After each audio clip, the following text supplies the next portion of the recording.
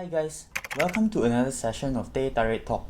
Just some random guys talking about anything like you always do with your friends at the mamak store. Aneh, Teh Tarik Satu. Within 2 years, Malaysia has gotten our third Prime Minister, Dato Sri Ismail Sabri, which means third government since the last election. Or, well, at least officially, as we have seen quite a few similar phases in the new cabinet. But we'll get into that later. It's quite a wonder how a supposedly democratic country like Malaysia would have two unelected governments consecutively for the past 2 years. What led to the change of government so quickly? Perhaps we should have another Teh Tarik session to discuss what actually brought down Mahathir's and Muhyiddin's governments. But in today's Teh Tarik talk, we are going to focus on the current cabinet, who they are, and some of their track records so you know who are leading the country. Considering how big our cabinet size is, we wouldn't even attempt to cover all of them, but only the selected high-profile positions and names. Before going into the specifics, let's look at the overall cabinet structure first to know how different it is from our previous cabinet. As a new government reborn from the ashes of Kerajaan Gagal, the highly criticized, overly bloated cabinet size is, for sure, inherited from the old government. In fact, not only that the numbers are the same, out of the 32 ministers including Ismail, there are only 5 new faces. It's fair to say that the new cabinet is somewhat like this or this. The recent announcement of Muhyiddin's appointment as the chairman of the National Recovery Council, which is considered a minister-level position, just reaffirmed that.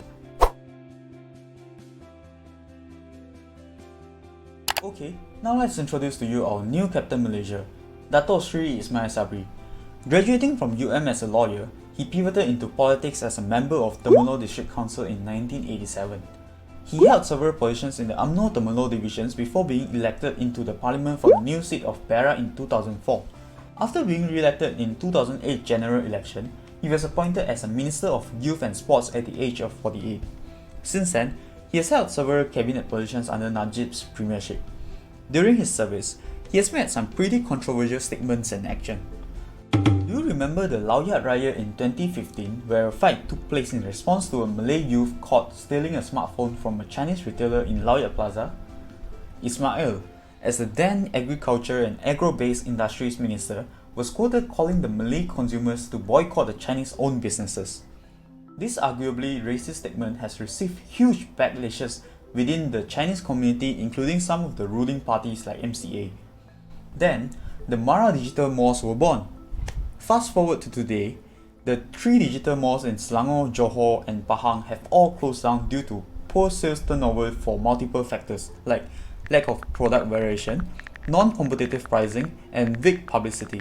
Even the one in KL struggles to sustain. If you don't remember about that, it's okay. What about the ISET issue back in 2018? In a speech he gave during an anti-ISET rally, he went all out with arguably racially insensitive statements. UITM untuk orang Melayu, MRSM, MARA, RISDA, FEKRA, FELDA, semuanya untuk orang Melayu.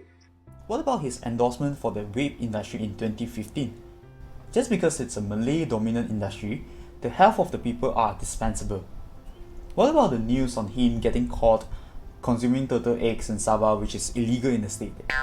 With these track records, his Malaysian family concept just doesn't seem to be very convincing. Alright, now let's shift our focus to the cabinet members assembled by our Prime Minister.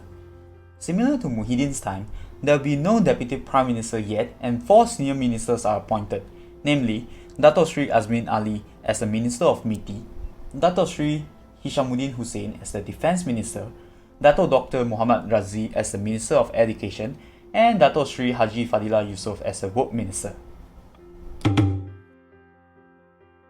Let's start with Azmin Ali, arguably one of the most disapproved minister of the entire run-up. A petition calling him to step down even in the past government took off and received almost 200,000 signatures within 3 days. In total, the petition has received over 250,000 signatures as people are very frustrated with his ministry's incapability to manage the COVID-19 outbreak among workplaces. Hishamuddin Hussein, the 4-term Sembrong MP. If you don't remember about him, never mind. He has done a few things which you may recall. Back in 2005, Hishamuddin gave his infamous Curry speech, which was heavily criticized by the oppositions and even MCA from a Barisan Nasional coalition. Not only that, he has been under the international spotlight for quite a number of times. In 2013, he was a Minister of Home Affairs when the Lahad Datu standoff happened, and being in that position, he played a key role in Malaysia's response. Next year, when MH370 went missing, he was double-hatting as the Minister of Defence and Acting Minister of Transport. Naturally, he became the spokesperson for Malaysia in investigating the disappearance of the plane.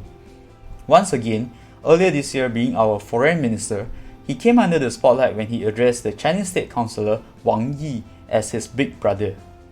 Oh, that girl. We are brother. Yeah. Our third senior minister, Muhammad Razzi, is in charge of the Ministry of Education. Before joining politics, he was a lecturer in University of Tasmania teaching forensic accounting.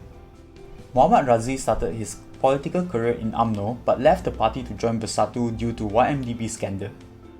While he did not win the election in 2018 general election, he was appointed as a senator and then served as the Deputy Minister of Economic Affairs during Pakatan Harapan's time. After the Sheraton move, he stayed in Bersatu and was appointed as the Senior Minister in charge of Education and Society during Perikatan Nasional's administration. Until now, he's still holding the post. It's really interesting to see that after 3 years leaving UMNO, he's now a Senior Minister serving under an UMNO Prime Minister.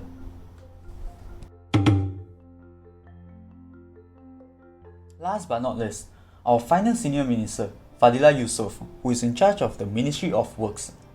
Unsurprisingly, he served the same ministry in the PN administration. Coming from a law background, he first ran for Parliament for Petrojaya in 2004, and since then, he has been a 4-term MP for the constituency. In 2018, following the fall of PN, he was then elected as a Chief Whip for Gabungan Parti Sarawak (GPS). It's also worth mentioning that his brother, Bustari Yusof, a businessman who was described as the right-hand man for Najib, and 3.7 million has been forfeited from him to the government as settlement for funds allegedly linked to 1MDB. Now, let's briefly go through some of the other more famous or infamous cabinet members of the current administration. For Ministry of Finance, we have Senator Tengku Zafro, who was a Group CEO of CIMB Bank. Being awarded multiple prestigious leadership awards such as the Best CEO for Investor Relations Award by Emira, and showing up in several TV shows in Malaysia such as The Firm and Money Matters, he can definitely be considered as one of the few corporate celebrities of the country. Let's just hope that under his care, Malaysia will not have that many systems down like CMB cliques do. Ministry of Health, which is extremely essential under the current environment, is now headed by Khairi Jamaluddin KJ, who graduated from the University of Oxford. His effort as a coordinating minister for National COVID-19 Immunisation Programme was evident, as Malaysia's vaccination rate sped up rapidly after he led the special task force. The newly introduced COVID Now website by MOH, which provides intuitive, up-to-date data and insights about COVID-19 in Malaysia, is just another notch in his belt. On the other hand, the former Minister of Health under PN administration, Dr. Adam Baba, who infamously said this: Kedua, kita minum air ni. Okey. Air masak Jangan minum air tidak masak. Air masak. Okey. Kalau boleh disuam sikit. Suam sikit, Kerana virus dia tak suka panas. and the Spanish fly, 2.8 million people meninggal dunia kerana COVID. 2.8 million. Spanish fly, 1919, 1916, lebih kurang sejuta. will now lead the Ministry of Science, Technology and Innovation. Let's just see where Malaysia will go under his leadership. There are also a few other honourable mentions like Anwar Musa, Minister of Federal Territories, who had proudly shown himself breaching the lockdown SOP quite a number of times on his social media, and Rina Harun, Minister of Women, Family and Community Development, who asked housewives to speak with the tone of Doraemon and gelak manja to their husbands to avoid domestic arguments. Also, with the newly appointed Chairman of National Recovery Council, Tan Sri Muhyiddin Yassin, we're not even sure if all the efforts of bringing down Muhyiddin's government is a wise move anymore. But well, let's see if the new government with mostly the same compositions can change the perception of the people, or would it go down the road as many have speculated, becoming the Kerajaan Gagal 2.0? With all being said, there are still some silver lining with this new government. Ismail Sabri, fully aware of the razor-thin majority he owns, had extended the olive branch to the opposition far earlier in his tenure than Muhyiddin did. As a result, an MOU on transformation and political stability was signed earlier last week, which resembled the offer that came days before Muhyiddin's resignation. In essence, this MOU gives the government the confidence to continue ruling while implementing some of the much-needed reformations like the recall election bill and limiting PM's tenure to 10 years. Next, being free of corruption cases, Ismail Sabri has no strong motivation to give in to the demands of the court cluster led by Najib Razak and Ahmad Zahid. Especially with the MOU signed, Ismail Sabri will no longer be pressured to influence the ongoing court cases just to remain on the seat. I mean, although they might be in the same party, but we all know that Ismail Sabri could face much bigger challenge becoming the new PM if the two are not too tied up with the corruption cases. As someone who loves to hang out at Mamak over a cup of Teh Tarik, I can proudly say that I love Malaysia, and I really hope that Malaysia can prosper under the leadership of a lineup of competent cabinet members who are willing to do their best for the people. Therefore, let's be the watcher and consistently observe what the new government does so that we can make an informed decision when casting our votes in the next general election, which will happen in the not too distant future anyway. I think that's all for today's Teh Tarik Talk. Don't forget to like our video and subscribe to our channel. If you have any suggestion for us, any topic that you wish to know more, please do comment down below so that we can have more content for you in the future.